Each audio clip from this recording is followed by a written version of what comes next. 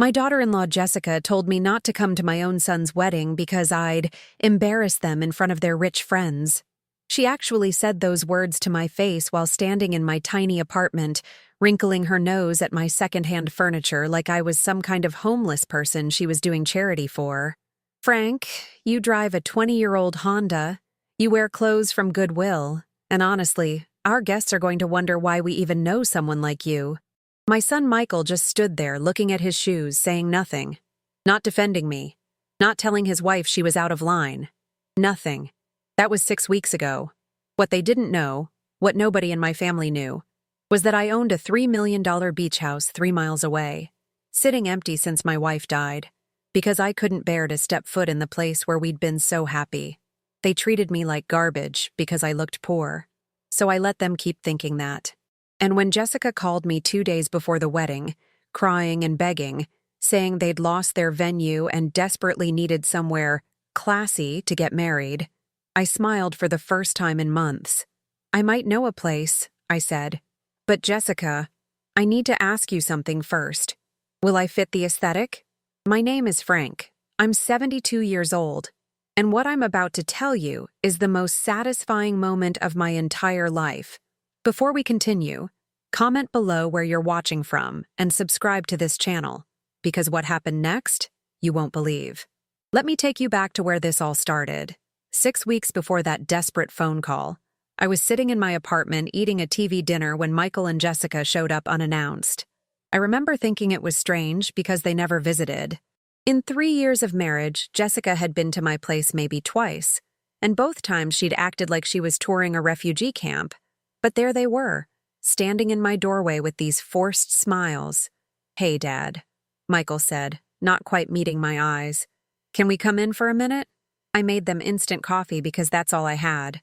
Jessica sat on the edge of my old couch like she was afraid she'd catch something. She kept looking around my apartment with this expression. I can't even describe it properly. Disgust mixed with pity, like she was documenting poverty for some charity brochure. Michael cleared his throat 3 times before he finally spoke. "So, Dad, we wanted to talk to you about the wedding." My heart actually jumped. I'd been waiting for this. The official invitation, the details, maybe even being asked to walk down the aisle with my only son. "The thing is," Jessica cut in, not letting Michael finish, "we've decided to keep it very small, intimate, just our closest circle." She said closest circle like it was some exclusive club I'd never qualify for. I nodded, still not understanding. "That sounds nice. When should I be there?" Michael looked at Jessica. She looked at him. Then she turned to me with that smile, the one that didn't reach her eyes. "Frank, what I'm trying to say is, we think it's best if you don't come. It's not personal. It's just, well, our friends are very sophisticated people." I sat there holding my chipped coffee mug, trying to process what I'd just heard. My own son was uninviting me from his wedding. Not my son, actually. Jessica was uninviting me, and Michael was just sitting there like a ventriloquist's dummy. "You don't want me at your wedding," I said slowly, making sure I understood. "Because I'm not sophisticated enough." Jessica actually laughed. "Come on, Frank. Look at this place. Look at your car. Look at you. Our wedding is going to be featured in magazines. We have guests flying in from New York, from California. Important people. I'm your father," I said to Michael, my voice cracking despite my best efforts. "Doesn't that count for something?" He finally looked at me then, and I saw something in his eyes that broke my heart. Shame. But not shame for what they were doing. Shame of me. "Dad, you have to understand. Jessica's family is paying for everything. Her father is a real estate developer. These are the kind of connections that could change our lives." So that was it. I was being traded for business connections and magazine spreads. I wanted to scream at them. I wanted to throw them out. But instead, I just nodded. "I understand," I said quietly. Jessica looked relieved. She actually stood up immediately, like she couldn't wait to get out of there. "I knew you'd be reasonable, Frank. This is really for the best." Michael mumbled something that might have been an apology, and then they were gone. I sat in that apartment for 3 hours, not moving, just staring at the wall. Margaret's photo was on the table next to me, and I swear I could feel her disappointment radiating from the frame. Margaret, my wife of 48 years, the woman who'd made me promise, on her deathbed 5 years ago, to never tell Michael about the money. Let him make his own way, she'd whispered, gripping my hand with what little strength she had left.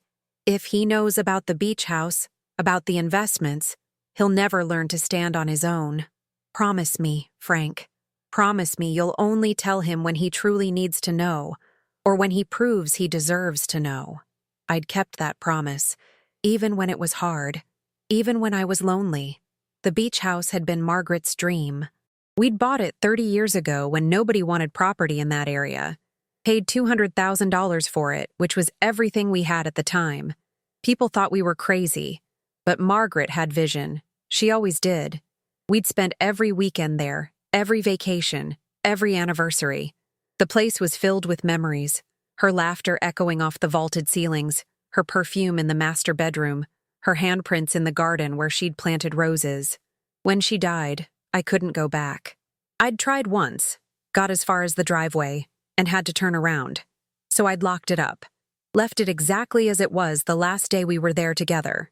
I paid a property management company to maintain it, keep it clean, handle any issues.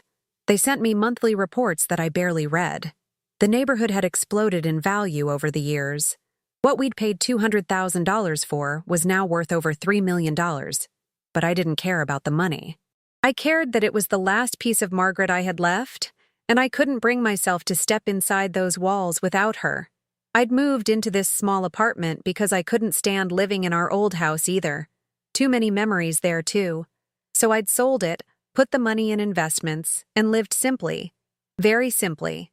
I shopped at thrift stores, not because I had to, but because I didn't care anymore.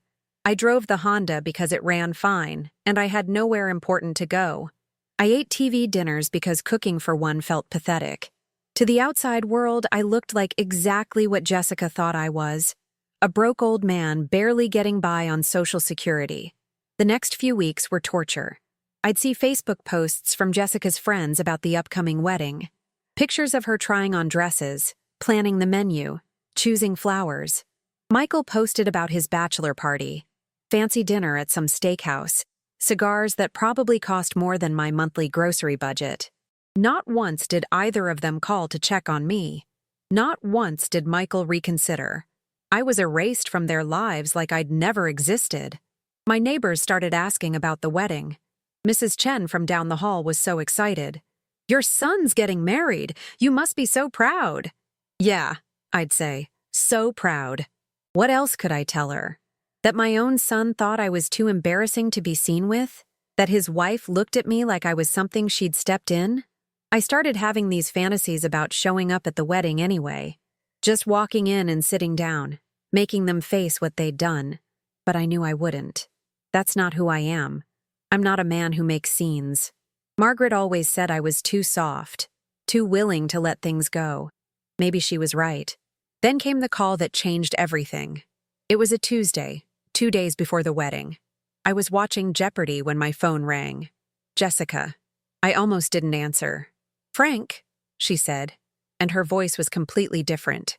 Panicked, desperate. "Frank, I need your help. Something terrible happened." Part of me wanted to hang up, but I answered. "What's wrong?" She was crying.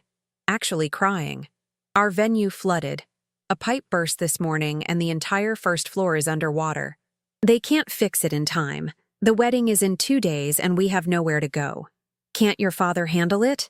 I asked, keeping my voice neutral. "He's already flying in from Dubai. He can't fix this, Frank. Every decent venue within 50 miles is booked solid. It's summer. It's wedding season. We've called everyone." She paused, and I could hear her taking a shaky breath. "Frank, I know I wasn't kind to you, but please, do you know anyone who might have a space? Anything? Even a backyard. We have over 100 guests coming and nowhere to put them." I looked at Margaret's photo. In my mind, I heard her voice clear as day. "Now, Frank, this is the moment."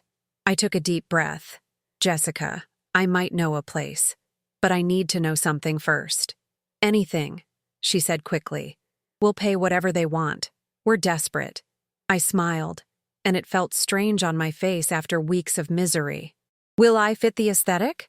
There was silence on the other end. Long, heavy silence. What? She finally whispered. You said I wouldn't fit the aesthetic of your wedding.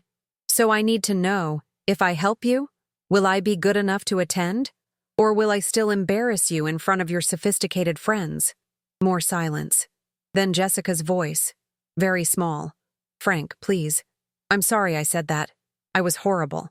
You're Michael's father. Of course you should be there. That's not what I asked, I said calmly. I asked if I'd fit the aesthetic. Yes, she said, almost choking on the word. You'd fit perfectly. Please. What's this place you know? It's a beach house, I said. Ocean views, 5,000 square feet, professional kitchen, terraces, room for 150 guests easy. I could hear her breathing get faster. Frank, are you serious? Do you know the owners? Can you call them? We'll pay anything. I don't need to call them, I said. I am the owner. The silence that followed was so complete I thought the call had dropped. When Jessica finally spoke, her voice was barely a whisper. You...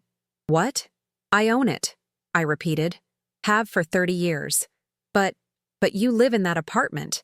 You drive that car. She trailed off, finally understanding what she'd done. What they'd both done. I live simply, I said. That doesn't mean I'm poor. It means I choose to live this way. Frank, I don't understand. Why didn't you tell us? Because my wife asked me not to. She wanted Michael to make his own way in life, to learn the value of hard work, to not rely on his father's money. I paused. Looks like that plan didn't work out so well. Can we please use your house? Jessica asked. And now she was really crying. Not manipulative tears. Real, desperate, ashamed tears. We'll do anything. Pay any price. Please, Frank. I know I don't deserve it. I know I was awful to you. But please. I let her cry for a moment. Let her feel what I'd felt sitting in my apartment after they'd uninvited me. Then I said, here's what's going to happen. You and Michael are going to come to my apartment tomorrow morning, 9 a.m. We're going to have a conversation, a real one. And then I'll decide if you get to use my house. Tomorrow? But Frank, we need to set up. We need to tell everyone where. 9 a.m., I repeated. Take it or leave it, Jessica. She took it. Of course she did. She had no choice. When I hung up, I sat back in my chair and started laughing. Real, deep laughter that I hadn't felt in years. Margaret would have loved this.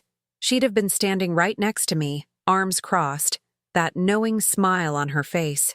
Now they'll learn, I could almost hear her saying. Now they'll finally learn. That night, I barely slept. I kept thinking about what I'd say to them, how I'd make them understand what they'd done. Part of me, the soft part Margaret always worried about, wanted to just give them the house and forgive everything. But another part of me, the part that had been growing stronger since she died, knew that wouldn't teach them anything. They needed to understand that actions have consequences, that you can't treat people like garbage and expect them to save you when you're desperate. At 8:30 the next morning, I heard a knock on my door. They were early. When I opened it, I barely recognized my son. Michael looked like he'd aged 10 years overnight. His eyes were red. His hands were shaking.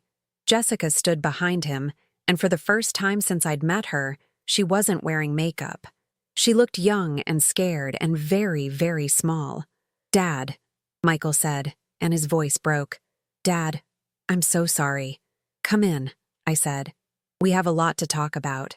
They sat on that same couch where they'd uninvited me 6 weeks ago. But this time, everything was different. This time, I was the one in control.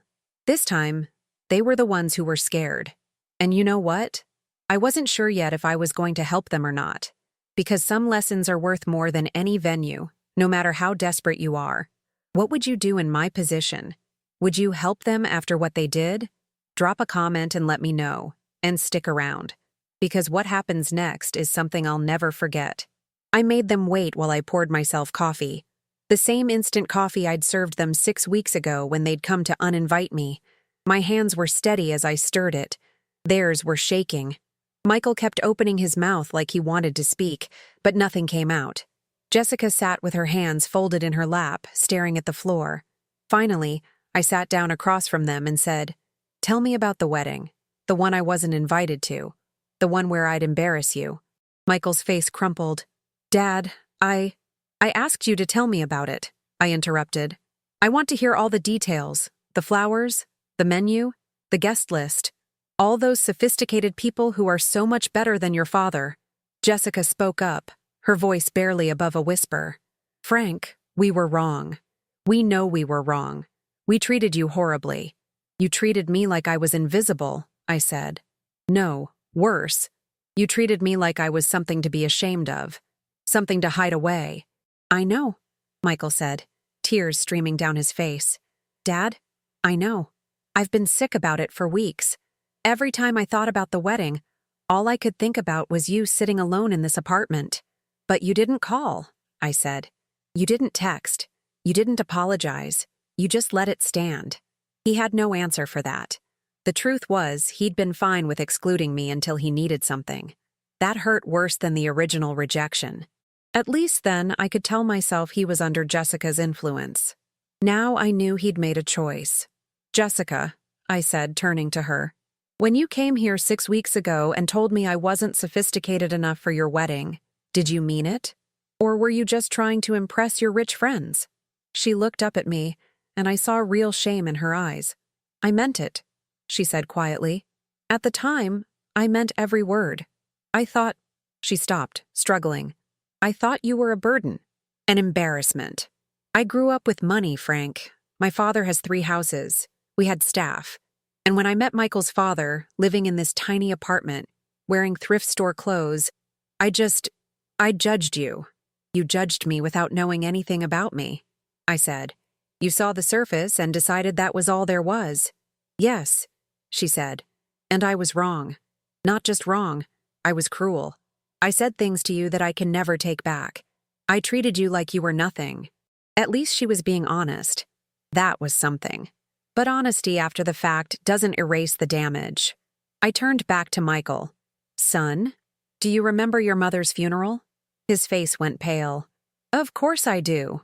Do you remember what you said to me that day? After everyone left and it was just us standing by her grave?" Michael closed his eyes.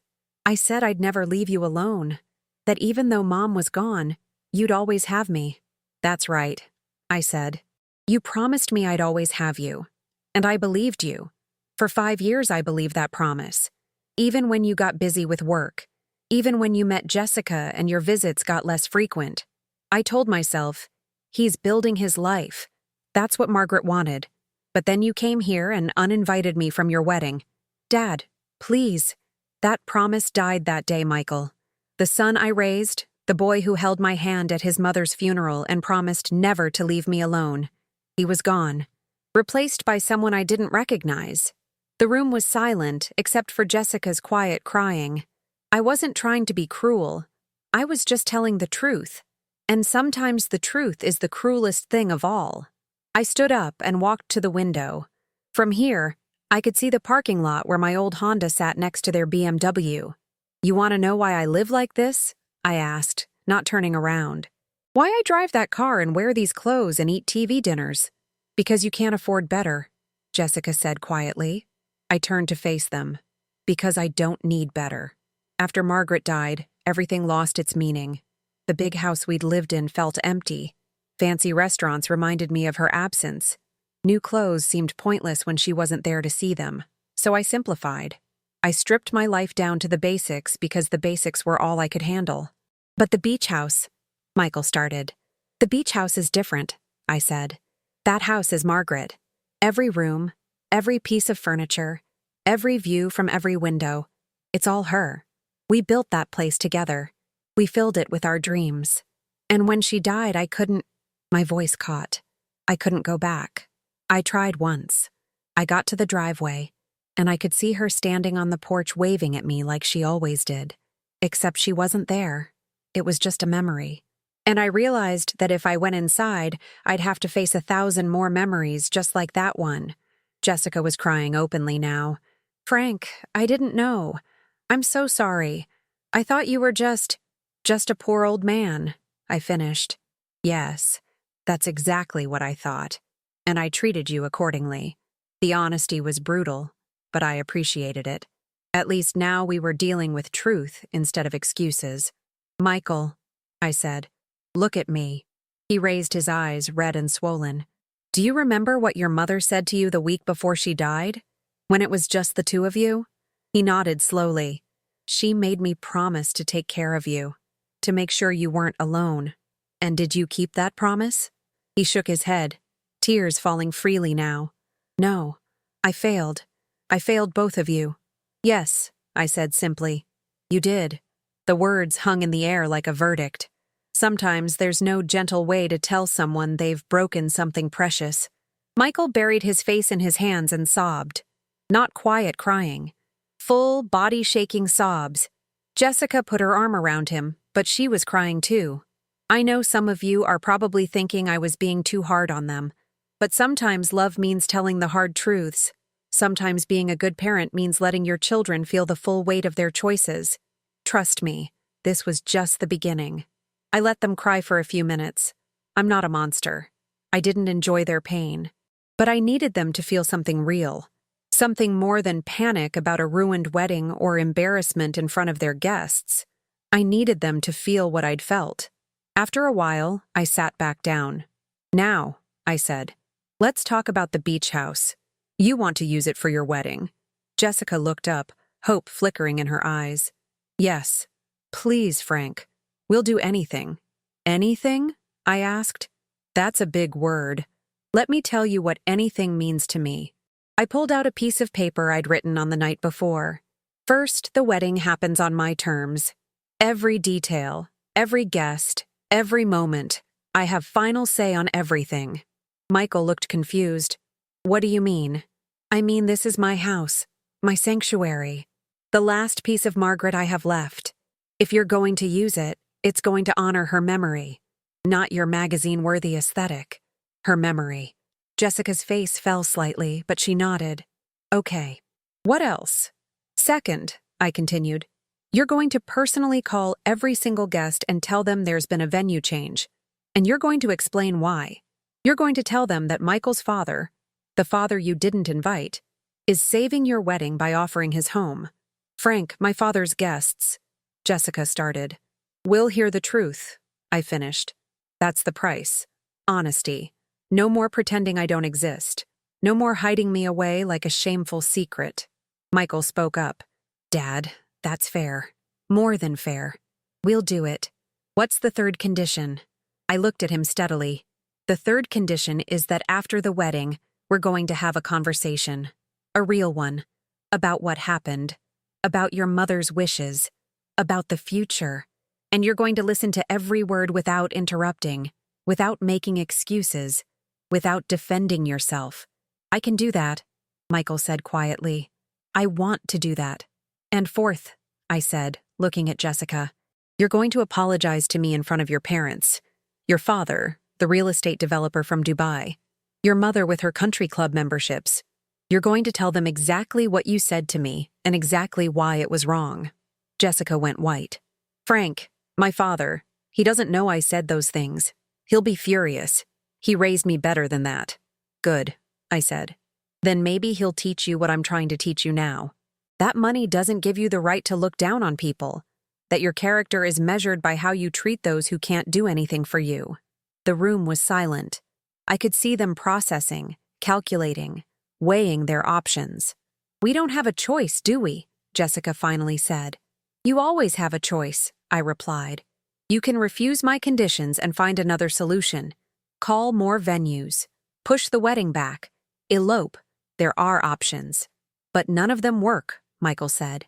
We have 130 guests flying in tomorrow. Jessica's father has family coming from 3 different countries. The caterers are already preparing food. The photographer, the DJ, the florist. Everyone's scheduled for day after tomorrow. Then I guess you need to decide what's more important, I said. Your pride or your wedding? Jessica wiped her eyes. Our pride is already gone, Frank. We lost that when we uninvited you in the first place. If humbling ourselves further is what it takes to make this right, then that's what we'll do. I studied her face, looking for signs of manipulation or insincerity, but I saw only exhaustion and genuine remorse. Maybe getting everything you want taken away in an instant teaches you things nothing else can. There's one more condition, I said. Michael and Jessica both looked at me with dread, like they were afraid to hear what else I might demand. I want to walk you down the aisle, Michael. My son's face crumbled again. Dad, Yes, of course. I wanted that from the beginning. I should have. You should have, I agreed. But you didn't. So now I'm asking, will you let me walk you down the aisle at your wedding? In my thrift store suit, with my gray hair that needs cutting, being exactly who I am? Yes, Michael said, standing up and moving toward me. Yes, Dad, please. I'd be honored. He hugged me then. A real hug. Not the awkward, obligatory hugs we'd exchanged for the past few years, but a desperate, clinging hug like when he was a little boy, and I'd pick him up from a nightmare. I hugged him back, and I felt something break open in my chest. All the anger, all the hurt, all the loneliness of the past 5 years came flooding out. I wasn't ready to forgive everything. Not yet. But this was a start. Jessica stood up uncertainly. Frank, I held out one arm and she came over. The three of us stood there in my tiny apartment, holding each other, crying together. It wasn't a Hollywood moment. It wasn't pretty, but it was real. And real is what we needed. After a while, we pulled apart. Okay, I said, wiping my eyes. We have a lot of work to do. The wedding is day after tomorrow. We need to see the house, call the vendors, coordinate everything. Can we see it now? Jessica asked. The beach house? I hesitated. I hadn't been there in 5 years. The thought of walking through those doors made my chest tight. But maybe it was time. Maybe Margaret had been waiting for this moment, for me to stop hiding from life and step back into it. Yes, I said. Let's go see it. We took Michael's BMW. I sat in the back seat while they drove. Jessica kept looking back at me with this expression of wonder and confusion, like she couldn't reconcile the man she thought she knew with the reality sitting behind her. The drive to the beach took 20 minutes. With every mile, I felt more anxious. What if I couldn't do it? What if I got to the house and had a complete breakdown? What if seeing it after all these years was too much? But then we turned onto Ocean View Drive, and I saw it. My house. Margaret's house. Our house. The white exterior with blue trim looked exactly the same. The roses she'd planted were huge now, cascading over the fence in a riot of red and pink. The driveway was swept clean. The windows sparkled in the morning sun. I got out of the car slowly. My legs felt weak. Michael came around and took my arm. You okay, Dad? I don't know, I said honestly. We walked up the path together, the three of us. I pulled out the key I'd kept on my keychain for 5 years, never using it, but unable to throw it away. My hand shook as I put it in the lock. The door opened smoothly. And then I was standing in the entryway of the house I'd built with Margaret 30 years ago. Everything was exactly as we'd left it. The property management company had maintained it perfectly. The hardwood floors gleamed. The furniture was dust-free. Through the wall of windows, I could see the ocean sparkling in the distance. And for a moment, just a moment, I could swear I smelled Margaret's perfume. Dad? Michael asked quietly. Are you okay? I took a deep breath. Yeah, I said. Yeah, I think I am. Jessica was standing in the middle of the living room, slowly turning in circles, taking it all in. Frank, she whispered. This is incredible. It really was. 5,000 square feet of open, airy space. The living room flowed into a dining area that could seat 20. The kitchen was professional grade with marble counters and top-of-the-line appliances. French doors opened onto a massive terrace with views of the ocean. Upstairs, there were 5 bedrooms, each with its own bathroom. The master suite took up the entire 3rd floor, with a balcony that wrapped around the whole house. Margaret had called it her nest in the sky. The ceremony could happen on the main terrace, I said, my voice steadier now. Reception in the living room and dining area. We can rent tables and chairs. The caterers can use the kitchen. I was walking through the house as I talked, seeing it with new eyes. Not as a shrine to the past, but as a living space that could hold new memories. The guest parking is down the street. There's a public lot that holds 70 cars. The rest can use the driveway and the street in front. Jessica was crying again, but this time they were tears of relief and gratitude. Frank, this is more than we could have dreamed of. The venue we lost doesn't compare to this. This is perfect. It was Margaret's dream, I said quietly. She always imagined this house full of family, celebrations, weddings, children playing, life happening. I looked around at the empty rooms. She'd be happy to see it used this way, to see it filled with love and laughter again. Michael was walking from room to room, looking at everything. He stopped in front of a photo on the mantel, one of the few personal items left in the house. It was Margaret and me on our 40th anniversary, standing on this very terrace. Mom was so beautiful, he said. She was, I agreed. And she loved you more than anything in this world. Everything she did, every decision she made, was because she wanted the best for you. Then why didn't she tell me about this place? About the money? I walked over to stand next to him. Because she wanted you to build your own life, to stand on your own feet, to not rely on your father's money or your mother's investments. She wanted you to be strong and independent. I paused. She wanted you to be someone who valued people for who they are, not what they have. Someone who treated everyone with respect, regardless of their bank account. The message was clear. Michael had failed that test, but tests can be retaken. Lessons can be relearned. Dad, Michael said, still looking at the photo. When this is over, when the wedding's done, can we talk? Really talk? About everything?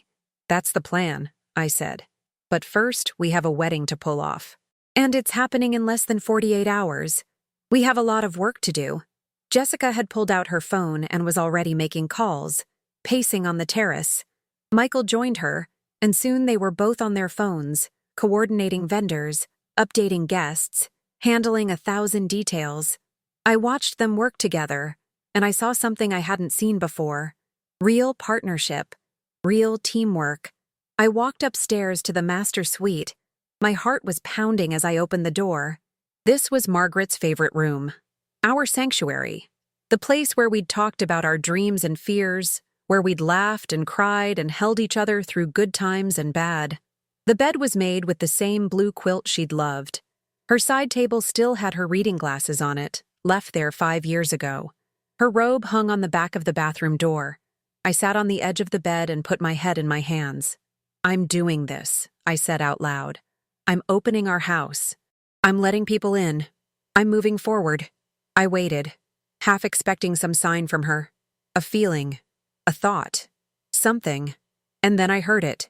Not her voice exactly, but a memory of her voice from years ago. Life is for the living, Frank. Don't spend yours in the past. She'd said that to me once when I was dwelling on some regret or another, and she was right. She was always right. It was time to stop hiding from life. Time to stop using grief as an excuse to avoid connection. I heard footsteps on the stairs. Jessica appeared in the doorway, hesitant. Frank, can I come in? Sure, I said. She entered slowly, like she was walking on sacred ground. This room is beautiful. Margaret designed every detail, I said. She spent 6 months getting it exactly right. Jessica sat on the chair by the window. Frank, I need to say something. And I need you to really hear me. I nodded. She took a deep breath. When I met Michael, I thought I knew what I wanted. Money. Status. A certain kind of life. My parents raised me with all those things. And I thought that's what made people valuable. That's what made them worth knowing. She was looking at her hands, not at me. And when I met you, saw how you lived, I judged you instantly. I decided you weren't the kind of person I wanted in my life. In our life. She looked up, tears streaming down her face. But sitting here now, in this incredible house that you shared with a woman you loved for 48 years, I realize I don't know anything about real value, about real wealth. You're learning, I said. That's what matters. I don't deserve your forgiveness, she said. I don't deserve this house, or your generosity, or your kindness. I was cruel to you, Frank. Not just thoughtless or insensitive, actively cruel. And I need you to know that I will spend the rest of my life trying to be better, trying to be someone who deserves to be part of your family. It was the most genuine thing she'd ever said to me. I could see that it cost her something to be that honest, to admit that level of fault. Jessica, I said, you're going to be my daughter-in-law. We're going to be family whether we like it or not. We can either spend that time being enemies, or we can try to build something real, something good. I want to build something real, she said. I want to know you, Frank. The real you, not the person I imagined. I want to hear stories about Margaret. I want to understand what made this house so special to you. I want to be part of something that actually matters instead of just chasing the next impressive thing. We talked for an hour. Really talked. She told me about her childhood, about the pressure from her parents to marry well and maintain appearances, about how exhausting it was to always be performing, always measuring herself against impossible standards. I told her about Margaret, about how we'd started with nothing and built everything together, about how real wealth isn't what you own, but who you share your life with. By the time we went back downstairs, something had shifted between us. Not forgiveness exactly, but the possibility of it. Michael was still on the phone when we found him, but he was smiling. Dad, the caterer says the kitchen here is actually better than the venue we lost, and the florist is excited. She says she can do something amazing with the terrace and the ocean view. He looked genuinely happy for the first time since they'd arrived. This is going to be beautiful, Dad. Really beautiful. Your mother would be proud, I said, and I meant it. Despite everything that had happened, despite all the pain and mistakes, we were here, together, trying. That afternoon, we worked like a team. Jessica coordinated with the wedding planner while Michael handled the guest communications. I called the property management company to arrange for extra cleaning and setup. By evening, we had a plan. The ceremony would happen at sunset on the main terrace. Chairs would be set up facing the ocean. The reception would flow through the main floor with dinner tables in the dining room and dancing in the living room. It was going to be intimate and elegant and absolutely perfect. Everything the original venue had promised, but better. Because this place had something no rented venue could ever have. It had love built into its foundation. As the sun started to set, the three of us stood on the terrace looking out at the ocean. The water was turning gold and pink in the dying light. Exactly the way Margaret and I used to watch it every evening we spent here. Thank you, Dad, Michael said quietly. For this. For everything. I know I don't deserve it. Maybe not, I said. But you're my son. And sometimes love means giving people chances they don't deserve. Your mother taught me that. I paused, watching the sun sink lower. But Michael, this is your one chance. There won't be another. From now on, we either build something real together, or we stay strangers who happen to be related. You choose. I choose real, he said without hesitation. Jessica nodded. We both do. We stood there in silence as the sun disappeared below the horizon, painting the sky in shades of orange and purple. Tomorrow would bring chaos. Vendors arriving, guests flying in, 1,000 last-minute details to handle. And the day after that would bring the wedding itself. But right now, in this moment, we had peace. We had understanding. And we had the beginning of something that might, with time and effort, turn into genuine family. Margaret would have called it a miracle. I called it a second chance. Either way, I was grateful for it. The wedding was less than 48 hours away. I had opened my heart and my home to the two people who had hurt me most. Was I making a mistake? Or was this exactly what Margaret had been waiting for me to do? Leave a comment and tell me what you think. And don't go anywhere. The wedding day itself is coming up next. And trust me, you won't believe what happens. The morning of the wedding, I woke up at 5 a.m. in the master bedroom of the beach house. I'd decided to stay there the night before, my first time sleeping in that bed without Margaret in 5 years. I'd been terrified I wouldn't be able to do it, that the memories would crush me. But instead, lying there in the dark, I felt her presence like a warm blanket. Not sad, not painful, just there, like she was telling me she approved of what I was doing. That opening the house, letting Michael and Jessica in, giving them this chance. It was exactly what she would have wanted me to do. I got up and walked out onto the balcony. The sun was just starting to rise over the ocean, painting the water in shades of pink and gold. Down below, I could see the early crew already arriving. The rental company with chairs and tables, the florist with boxes of flowers, the caterer's van pulling into the driveway. This house that had been silent and empty for 5 years was about to be filled with life again. I felt nervous and excited and scared all at once, like I was waking up from a very long sleep. By 8 a.m., the house was chaos. People everywhere, carrying things, setting up, arranging, decorating. Jessica was in full bride mode, directing traffic like a general commanding troops. But every time she passed me, she'd stop and touch my arm or smile at me. Small gestures, but they meant something. Michael was running around in jeans and a t-shirt, helping move furniture and set up chairs. At one point, he caught my eye and just mouthed the words, "Thank you." I nodded back. We didn't need more than that. The guests started arriving around 2 p.m. I watched from the upstairs window as cars pulled up. People got out, looked at the house with awe and surprise. I could hear them talking. "This is where the wedding is? I thought they lost their venue. Whose house is this? My God, look at that view." Jessica's parents arrived at 3. Her father was exactly what I'd expected. Tall, expensive suit, that look of someone used to being the most important person in any room. Her mother was elegant and polished, with that smile that never quite reaches the eyes. They stood in the entryway looking around with barely concealed shock. I was standing at the top of the stairs when Jessica brought them over to meet me. "Mom, Dad, this is Frank, Michael's father. This is his house." Her father looked at me, really looked at me, taking in my thrift store suit and my gray hair and my weathered face. I saw him trying to reconcile what he was seeing with what his daughter had probably told him about me. "Mr. Hayes," he said, extending his hand. "I'm Richard Thornton. I have to say, when Jessica told us about the venue change, I had no idea. This place is extraordinary." "Thank you," I said, shaking his hand. "My wife and I bought it 30 years ago." "Your wife had excellent taste," Jessica's mother said, and there was genuine admiration in her voice as she looked around.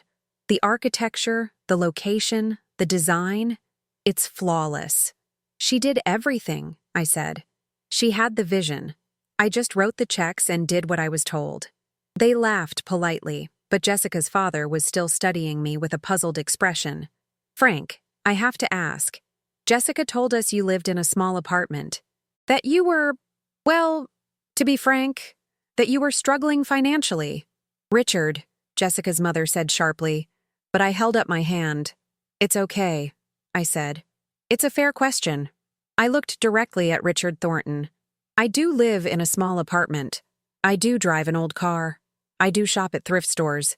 But not because I have to. Because after my wife died, I didn't see the point in anything else. This house, I couldn't come here without her. So I closed it up and tried to live the simplest life possible. Until 2 days ago, when my son needed help, and I realized it was time to stop hiding." Richard nodded slowly, and I saw understanding dawn in his eyes. "I'm very sorry for your loss, and very grateful for your generosity. Not just in providing this venue, but in—" He paused, choosing his words carefully. "Jessica told us what happened, what she said to you, what Michael allowed to happen. And I want you to know that's not how we raised our daughter. That's not who we taught her to be." He looked at Jessica, and there was disappointment in his eyes. "We raised her to treat everyone with respect, regardless of their circumstances. She forgot that lesson, but it seems you're teaching it to her again." Jessica stepped forward then, her face pale but determined. "Dad, Mom, I need to tell you something. And I need Frank to hear it too because I promised him I would." She took a deep breath. 6 weeks ago, I told Frank he couldn't come to our wedding because he would embarrass us. I said he wasn't sophisticated enough. I said our guests would wonder why we even knew someone like him. I judged him based on his apartment and his car and his clothes, and I treated him like he was nothing. Her voice cracked, but she kept going. "I was cruel and shallow and wrong, and I'm sorry." The silence that followed was deafening. Richard's face had gone red. Jessica's mother looked like she'd been slapped. Jessica Ann Thornton, Richard said in a voice I would not want directed at me. Is that true? Did you actually say those things? Yes, Jessica whispered. I did. To the man whose house you're standing in right now? To the father of the man you're about to marry? Yes. Richard turned to me. Frank, I don't even know what to say. I'm ashamed. Truly ashamed. We raised her better than this. You did, I said. And she's learning. She apologized to me. She's making amends. That's all any of us can do when we make mistakes. Acknowledge them and try to do better. That's very gracious of you, Jessica's mother said, and her eyes were glistening with tears. More gracious than she deserves. Maybe, I said. But grace isn't about what people deserve. It's about what we choose to give anyway. Richard looked at his daughter for a long moment. Then he turned back to me. My wife and I would like to contribute to the cost of today's venue rental. What's your fee? There is no fee, I said. This is a gift.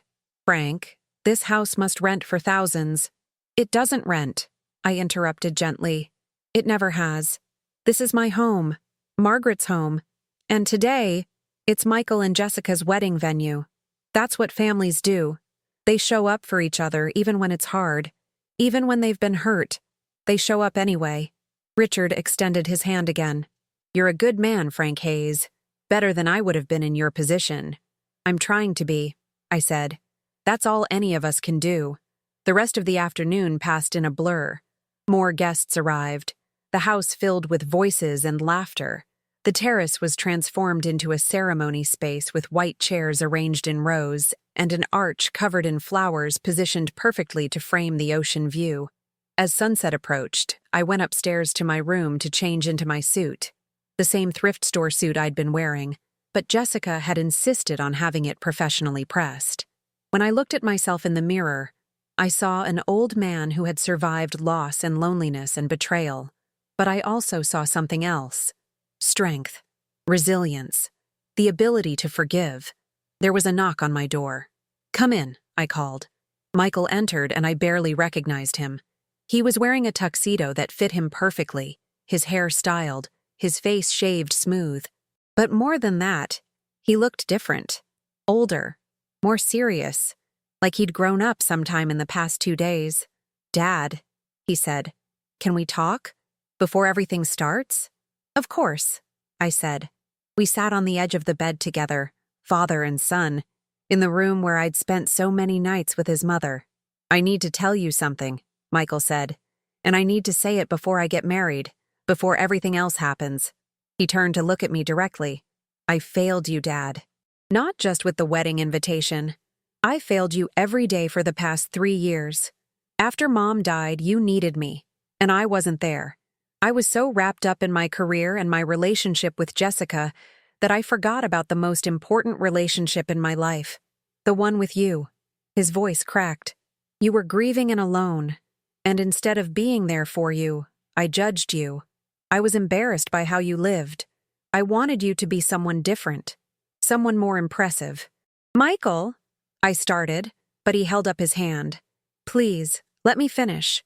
I look at this house, at everything you and Mom built together, at the life you shared for 48 years, and I realize I don't know anything about real love, real partnership, real commitment. Jessica and I, we've been playing at being adults, playing at being in love, but we've never been tested. We've never sacrificed for each other. We've never built anything real. He wiped his eyes. You and Mom, you built this. You built a life. You built memories. You built something that lasted even after death. That's what I want. That's what I want to learn how to do. I pulled him into a hug then, and he clung to me like he used to when he was small. You're going to be okay, I whispered. You're going to learn. You're young. You have time. Will you teach me? He asked. Will you tell me about Mom? About how you made it work? About how you built something that lasted? Yes, I said. Every Sunday. You and Jessica come here. We'll have dinner, and I'll tell you stories. About Margaret.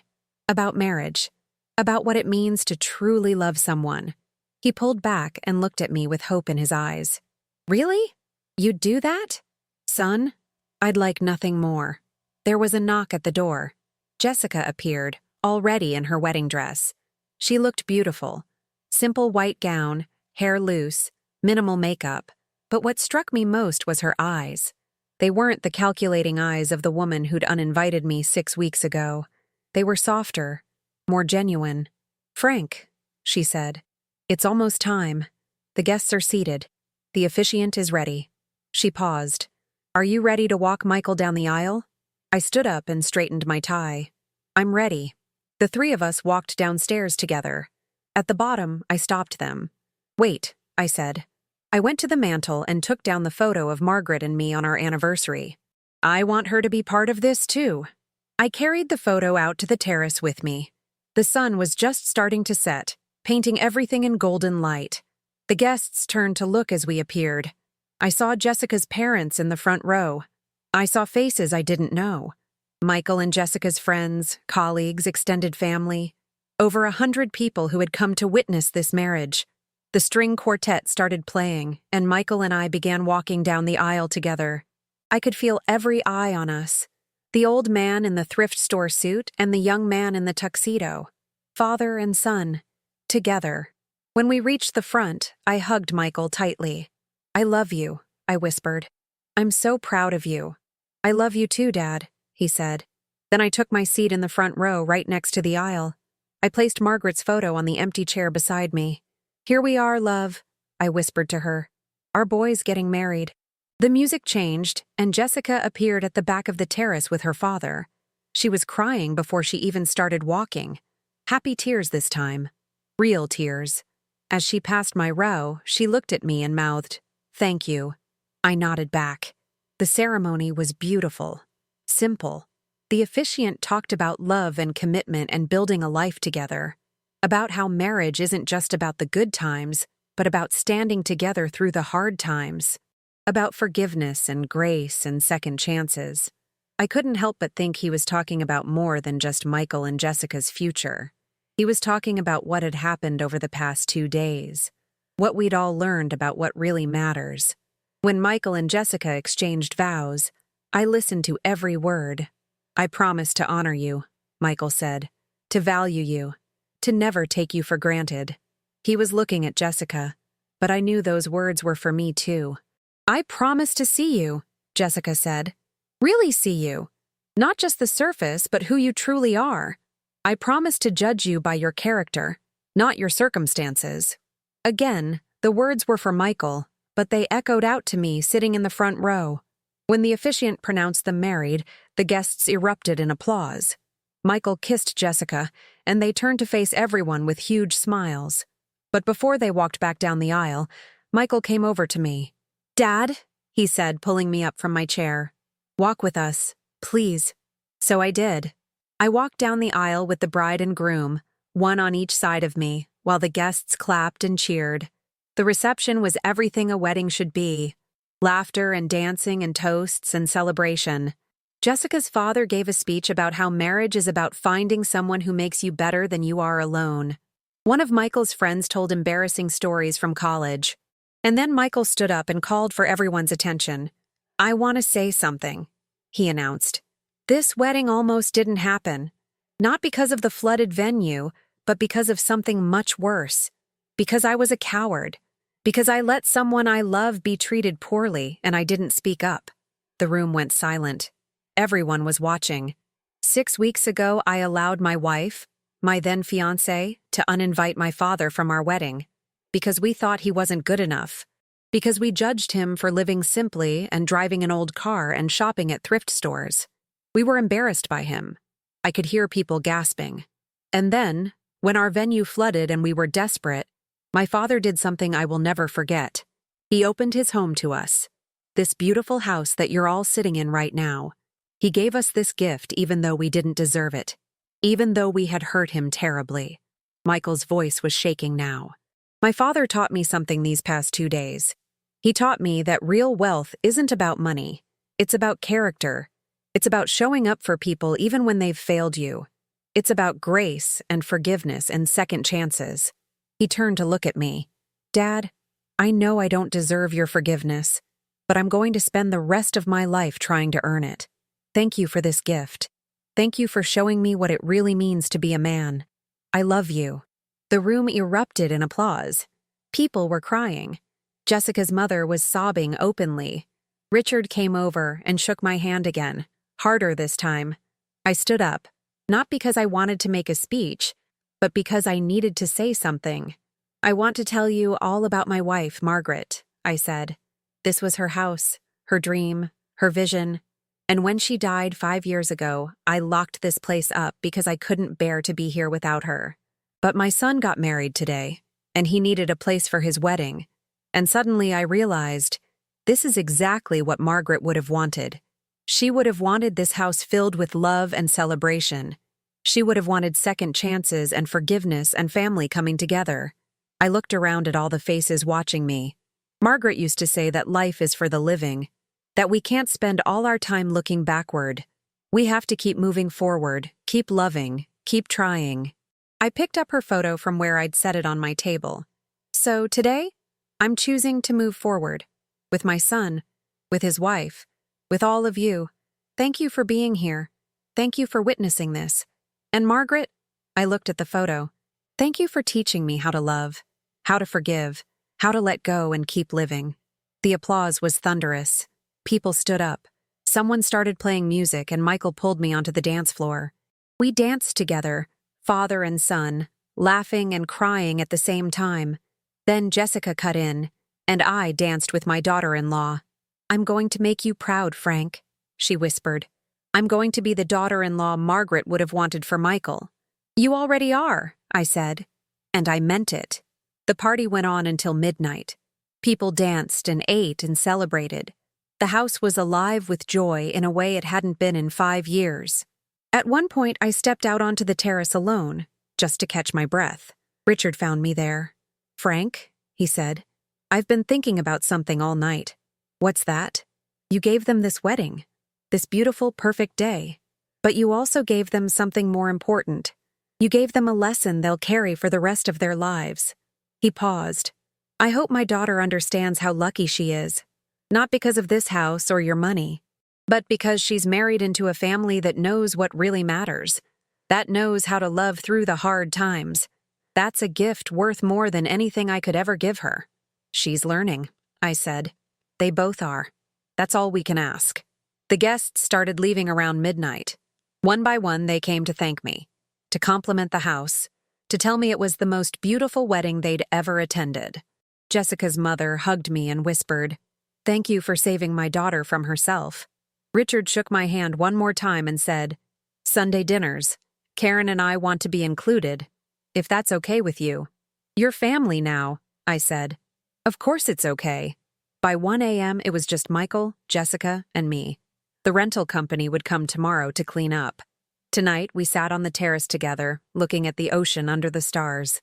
"Dad," Michael said quietly, "can I ask you something?" "Anything." "Will you come back here? To live, I mean? This house is too beautiful to stay empty. And I think Mom would want you to live in it, to fill it with life again." I looked at the house behind us, glowing with warm light. I thought about the empty apartment I'd been living in for 5 years, the self-imposed exile, the punishment I'd been giving myself for surviving when Margaret hadn't. "You know what?" I said. "I think you're right. I think it's time to come home." Jessica smiled. "Can we help you move? Next weekend?" "I'd like that," I said. We sat there for another hour, just talking. About Margaret, about the wedding, about the future, about Sunday dinners and holidays, and the life we were going to build together. Michael fell asleep on Jessica's shoulder, exhausted from the day. She looked at him with such tenderness, and I saw it. Real love. Not the shallow attraction they'd had before, but something deeper. Something that might, with time and work, become what Margaret and I had. "Frank," Jessica whispered, careful not to wake Michael. "Thank you. For everything. But especially for not giving up on us. On him. On me. Family doesn't give up," I said simply. "That's what family means." The next morning, I woke up in the master bedroom again. The sun was streaming through the windows. I could hear seagulls crying outside. For the first time in 5 years, I didn't feel that crushing weight of grief when I opened my eyes. I felt something else. Peace. Hope. The possibility of happiness again. I got up and walked out onto the balcony. The rental company was already down below, cleaning up from the wedding. I could see Michael and Jessica's car still in the driveway. They'd decided to stay in one of the guest rooms. This house that had been silent for so long was full of people again. Full of life. Just like Margaret had always wanted. I went downstairs and made coffee. Real coffee, not instant. While it was brewing, I walked through the rooms, really seeing them for the first time in years. Every corner held a memory, but they weren't painful anymore. They were precious. Gifts from a life well lived. Michael came down around 8, looking rumpled and happy. "Morning, Dad." "Morning, son." He poured himself coffee and sat at the kitchen table. "Last night was perfect. Really perfect." "It was," I agreed. "Your mother would have loved every minute of it." "I think she was there," Michael said. "I felt her, especially during the ceremony. Like she was watching, making sure I didn't screw this up." "She was," I said. "I'm sure of it." Jessica came down a few minutes later. The three of us had breakfast together on the terrace. Bagels and cream cheese and fruit. Simple, normal, like a real family. "So," Jessica said, "Sunday dinners. Are we really doing this?" "We're really doing this," I confirmed. "Every week. You two come here. I'll cook. We'll eat. We'll talk. We'll build something real." "What should we bring?" Michael asked. "Just yourselves," I said. "That's all I've ever wanted." They left around noon, but not before scheduling a moving day for the following weekend. Michael was going to rent a truck. Jessica was going to help pack. They were going to move me out of that apartment and back into this house where I belonged. After they left, I sat in the living room for a long time, looking at Margaret's photo, thinking about everything that had happened. 2 days ago, I'd been a lonely old man living in a small apartment, convinced that my life was over, that the best years were behind me, that I had nothing left to look forward to. But now I had my son back. I had a daughter-in-law who was learning to see beyond surfaces. I had a house full of memories and the promise of new ones to come. I had Sunday dinners and holidays, and maybe, eventually, grandchildren who would run through these rooms the way Margaret had always dreamed. "We did it, love," I said to Margaret's photo. "We raised a good man. He lost his way for a while, but he found it again. And this house, your house, it's going to be filled with family again, with love, with life. Just like you wanted." I swear I felt her approval. A warmth in the room, a sense of peace. Or maybe it was just me, finally giving myself permission to be happy again, to stop punishing myself for surviving, to stop hiding from life and step back into it with both feet. Either way, I was grateful. Grateful for second chances. Grateful for forgiveness. Grateful for the lesson that it's never too late to start over. That night, I slept better than I had in 5 years. And when I woke up the next morning, I didn't just see the sun rising over the ocean. I saw possibility. I saw a future. I saw life stretching out ahead of me, full of potential and promise. Margaret was gone, but her legacy lived on. In this house. In our son. In the love she'd taught me how to give. And that, I realized, was enough. More than enough. It was everything. So that's my story. My daughter-in-law told me I'd embarrass them at their wedding, and I ended up giving them the most beautiful wedding they could have imagined. But more than that, I gave them a lesson about what really matters. About character over circumstances. About grace over grudges. About love that doesn't give up, even when it would be easier to walk away. What do you think? Would you have done the same? Would you have forgiven them? Drop me a comment below. I read every single one. And if this story meant something to you, give it a like and subscribe to my channel. I have so many more stories to share with you. Stories about life and love and loss and learning. Thank you for listening to mine. Until next time, this is Frank, reminding you that it's never too late for a second chance.